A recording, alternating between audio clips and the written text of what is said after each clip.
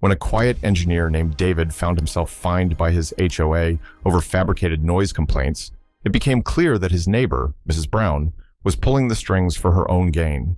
Her secret? A hidden construction project breaking every rule while she painted him as the villain. But David wasn't about to back down. He uncovered the truth and turned the tables in the most unexpected way. Just wait until you hear how justice finally prevailed in this unforgettable showdown.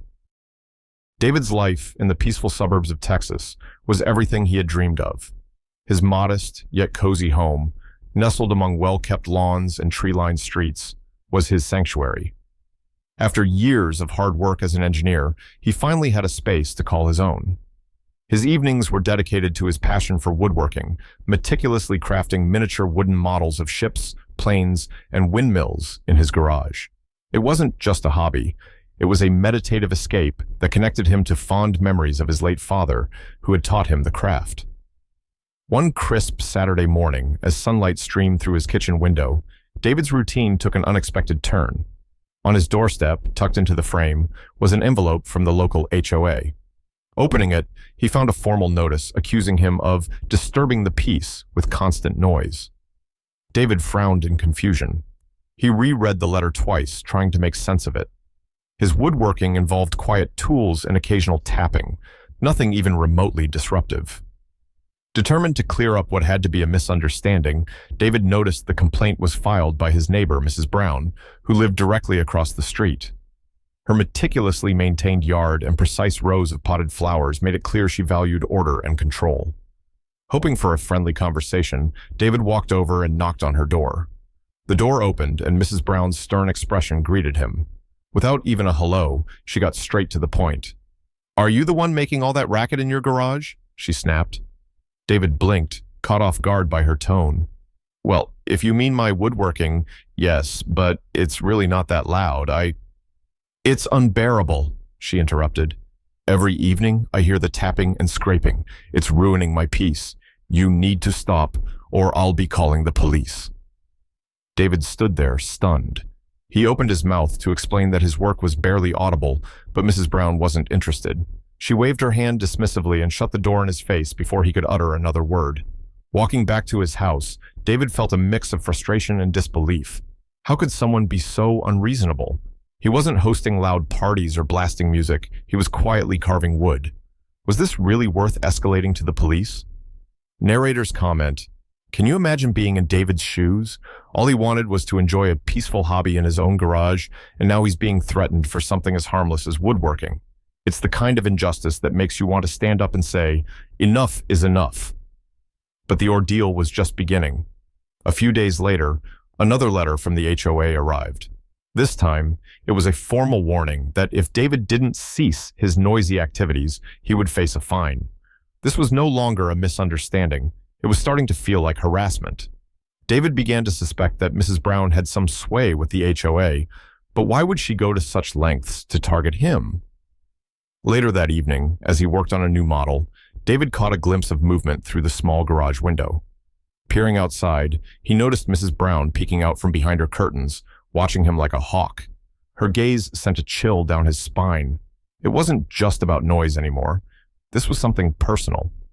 Narrator's comment: "Now imagine this. You're in your own home, minding your own business, and someone is spying on you like you're a criminal. It's unsettling, isn't it?" David didn't know it yet, but this was only the beginning of a battle he never asked for. What had started as a quiet evening hobby had suddenly turned into a source of stress and conflict. David knew one thing for sure: this wasn't going to end without a fight. A few days after his unsettling encounter with Mrs. Brown, David found another HOA letter in his mailbox. This time, it wasn't just a warning. It was a formal fine for noise violations. As he read the notice, a wave of frustration washed over him. The wording was vague, and there was no evidence provided to justify the fine. Determined to get to the bottom of it, David decided to reach out to the HOA for clarification. He contacted the HOA office, hoping for an explanation. After what felt like hours of back-and-forth emails and unhelpful responses, he finally managed to speak with the HOA president, Mr. Carter. Their conversation, however, left David even more exasperated. Mr. Carter, I need to see the evidence for these noise complaints. Were any measurements taken, or is this just based on Mrs. Brown's claims? David asked, keeping his tone as calm as possible. There's no need for measurements, Mr. Lee, Carter replied curtly. We have a trusted resident who submitted a complaint, and that's enough for us to act. If you don't comply, further fines will follow. David's jaw tightened. Trusted resident? It was obvious that Mrs. Brown had connections within the HOA, and she was using them to make his life miserable. The implication was clear. The HOA wasn't interested in fairness. They were backing Mrs. Brown without question. Narrator's comment. Now imagine hearing this. No evidence, no proof. Just someone's word against yours, and you're expected to pay up. It's the kind of injustice that makes your blood boil, isn't it? Determined not to back down, David decided to address Mrs. Brown directly once more. However, his attempt at diplomacy was met with cold hostility. She refused to open her door, shouting through the window that any further disturbances would result in her involving the authorities. Feeling stonewalled, David retreated to his home, but the weight of the situation pressed heavily on him. In the days that followed, David began to notice a change in the atmosphere around the neighborhood. Neighbors who had previously waved or exchanged friendly greetings now avoided eye contact. Conversations stopped abruptly when he approached. It was as though he had been silently marked as a troublemaker. What stung the most was that he didn't even know why. And then things took an even stranger turn. One evening, as he stepped outside to take out the trash, David spotted a man loitering near his driveway with a camera. The stranger quickly looked away and walked off when David approached, but the encounter left him uneasy. Who was watching him, and why?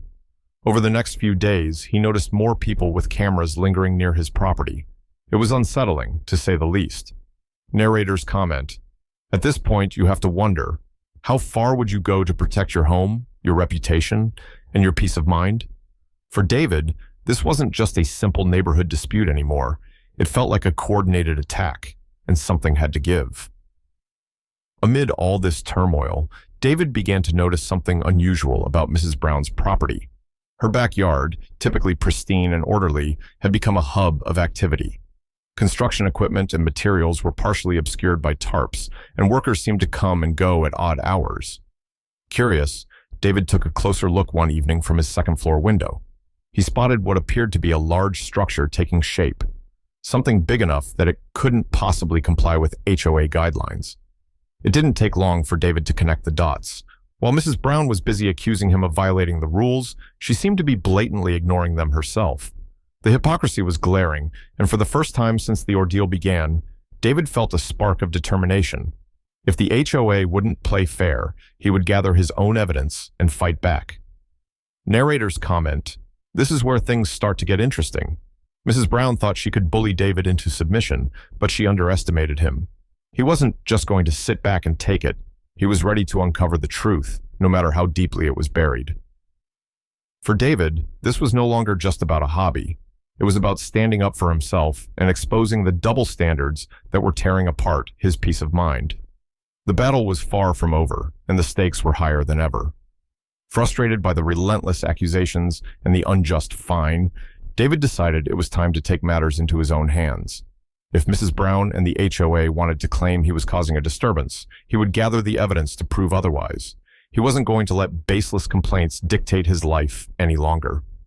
The first step was setting up a couple of discreet cameras around his property. These weren't just security measures, they were his witnesses. Inside his garage, David placed a small recorder to capture every sound he made while working. Evening after evening, he sanded, carved, and assembled his models with the quiet focus he'd always maintained. When he played back the recordings, they confirmed what he already knew. The only sounds were faint and far from disruptive. But the cameras outside revealed something far more intriguing. While reviewing the footage, David noticed Mrs. Brown lingering by her backyard fence, speaking with workers who were unloading construction materials. The conversations were muffled, but one phrase stood out. Just make sure they don't see what we're doing. David's curiosity was piqued. What exactly was Mrs. Brown trying to hide? Narrator's comment. Now, this is where it gets interesting. While Mrs. Brown was busy pointing fingers at David, it seems she was trying to keep something big under wraps. And let's be honest, don't we all love it when the tables start to turn? Determined to dig deeper, David paid a visit to the local zoning office. It was a simple inquiry. Were there any permits filed for construction at Mrs. Brown's address? The clerk's eyebrows rose as she scanned the records. No permits here, she said, shaking her head. If there's construction going on, it's not authorized. This revelation gave David a jolt of satisfaction, but it also raised more questions. What was being built, and how far was Mrs. Brown willing to go to keep it hidden? That evening, as David reviewed more camera footage, he spotted a truck delivering additional materials. From his second-floor window, he saw the outlines of what appeared to be a large, rectangular pit in Mrs. Brown's backyard, partially covered with tarps. David decided to gather even more concrete evidence. He began documenting the construction activity, photos, timestamps, and notes detailing the workers' comings and goings. The more he uncovered, the clearer it became. Mrs. Brown was constructing something big, and she was doing it in direct violation of HOA rules and local safety regulations. Narrator's comment, "Can you believe the irony here? The same person who was so quick to accuse David of breaking the rules was blatantly ignoring them herself. And to make matters worse, her secret project wasn't just against the rules. It was a potential hazard for the whole neighborhood." David's suspicions were confirmed when he overheard another conversation on one of his recordings. One of the workers mentioned the word pool, followed by a nervous laugh. It wasn't just any construction. Mrs. Brown was building an underground pool without permits or proper oversight.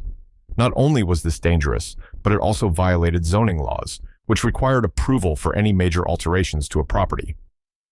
By now, David was both frustrated and energized. Mrs. Brown had gone out of her way to create trouble for him, but she'd also left herself wide open. Armed with his documentation, David knew it was time to escalate the situation. He planned his next steps carefully, knowing he'd need to present his findings to both the HOA and local authorities. Narrator's comment, "This was no longer just a battle over a hobby. For David, it was about standing up to hypocrisy and proving that fairness still mattered." Mrs. Brown thought she could silence him, but she had no idea what was coming her way. That night, as David reviewed his collected evidence, he felt a renewed sense of purpose. He wasn't just defending himself anymore. He was about to expose the truth. The pieces were falling into place, and the scales were about to tip in his favor. The evening of the HOA meeting arrived with an air of quiet tension. David had spent the past few days meticulously preparing his case, compiling every video, audio clip, and document he had gathered. The meeting was held in the community center, a modest but welcoming space with rows of chairs neatly arranged and a podium at the front. As residents filtered in, David noticed the usual mix of friendly neighbors, curious observers, and, of course, Mrs. Brown, seated near the front with an air of smug confidence. David's heart raced as the meeting began. When it was his turn to speak, he took a deep breath, stepped to the podium, and faced the room. The weight of the moment was palpable, but his determination outweighed his nerves. "Ladies and gentlemen," he began, his voice steady but firm, "I'm here to address the allegations made against me, and I believe what I have to share will shed light on the truth." He started by playing audio recordings from his garage, which proved there was no excessive noise. The faint tapping of tools and occasional soft scraping were barely audible, even at maximum volume.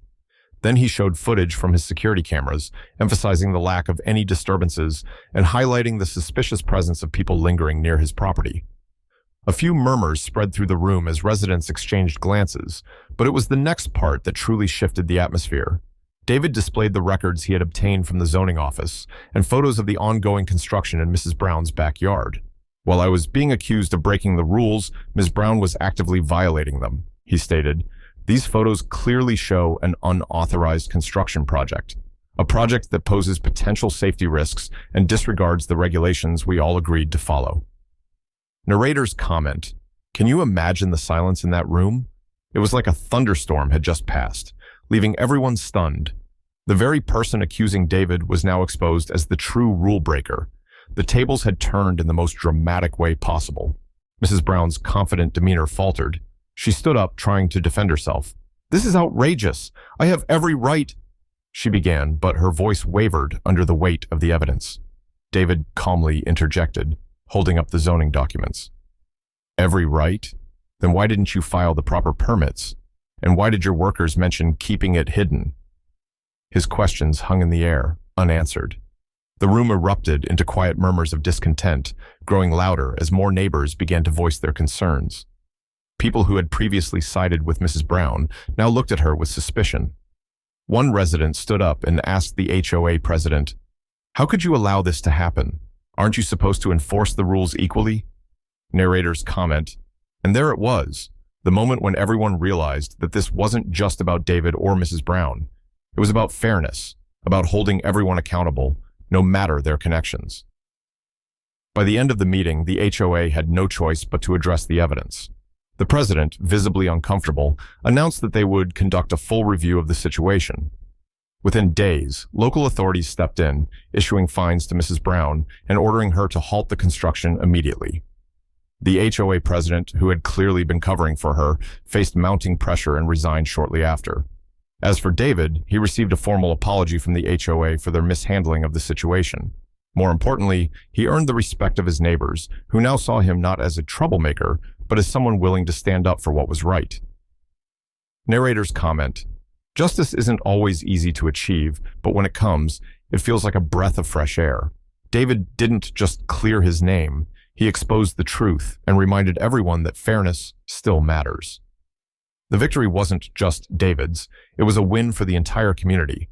Rules were re-examined, procedures were improved, and the neighborhood felt a renewed sense of unity. As David returned to his garage that evening, he smiled to himself.